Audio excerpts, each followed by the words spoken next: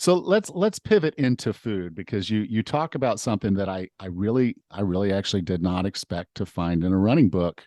But you call it the Maffetone Method.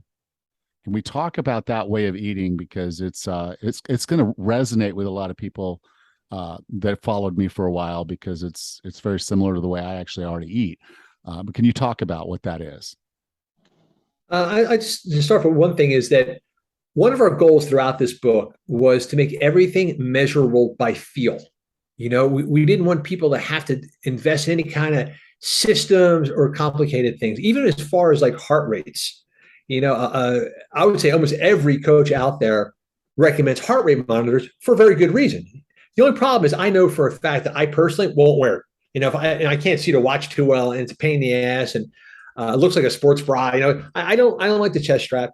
So I know that I personally won't wear a heart rate monitor for very long. So we wanted to remove all the things that maybe make technological sense, but don't make practical sense. And eating is one of the first steps because I think where most people get themselves into trouble with running is using it as an antidote for their eating habits. And so we wanted to accomplish two things. Number one was we wanted to put the food first, get that out of the equation, because if you're no longer like running to catch up with what you ate the day before, then suddenly you can relax and enjoy your run.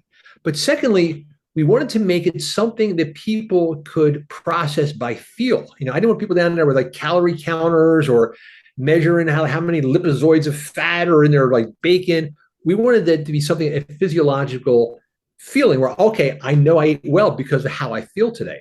So Phil Maffetone came up with a method, which I think is fantastic because being the old hippie that he doesn't want to have an argument with Joe Rogan about the keto diet. He doesn't want to, engage in a battle of words. That's not his deal. What he wants people to do is figure, hey, test this out and go by the feel. If you feel better, then you're on the right path. So the Maffetone method begins with the 2-week test. And the 2-week test is very simple.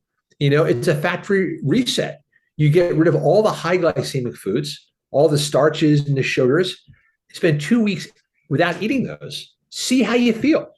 At the end of those 2 weeks, have a little half a bowl of rice. See how you feel.